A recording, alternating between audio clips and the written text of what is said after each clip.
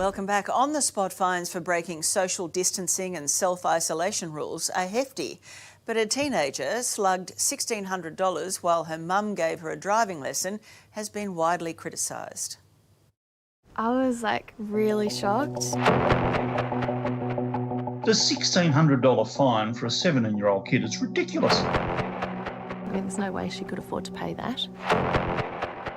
Like most of us, Hunter Reynolds has been cooped up inside her home with little to do. The L-plater and mum Cherie say they went out driving so Hunter could get her hours up. It was raining, so Mum thought it was good learning conditions. And yeah, 20 to 30 minutes into the drive, I got pulled over. We weren't planning on stopping anywhere, arriving at any destination. It was basically just, let's go and learn in these conditions and we'll go for a round trip and back home again. Cherie says they explained that to the officer, who stung them anyway. It just says non-essential travel to COVID-19. The penalty, $1,652. So she didn't ask if you were going to do the groceries or you were doing essential travel? No, didn't ask that.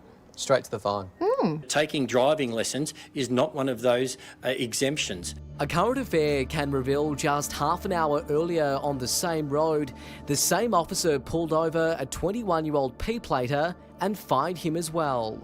We have a family holiday house down in Rye. We had a notification from the elderly next door neighbour. He basically said there was a tree which was falling down over the fence and the fence was going to fall over into his property. So I sent my son down yesterday to Rye just to say, look, can you just have a look at it? Did he tell them what he was going to do?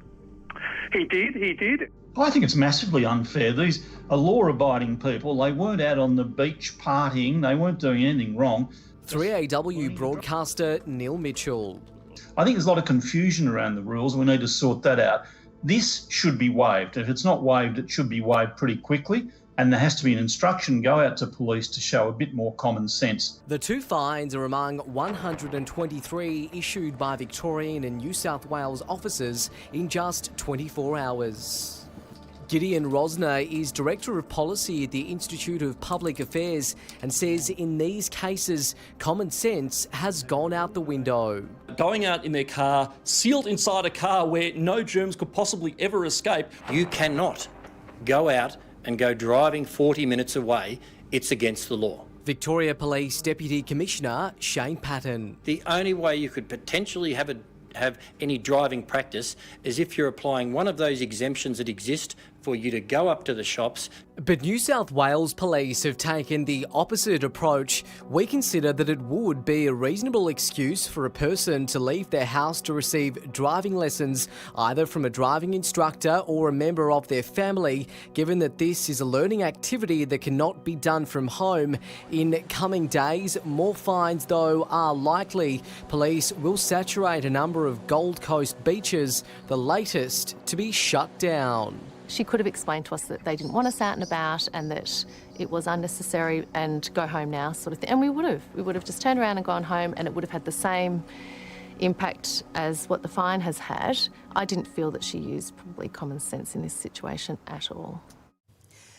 Victoria Police Deputy Commissioner says Hunter's fine is now being reviewed.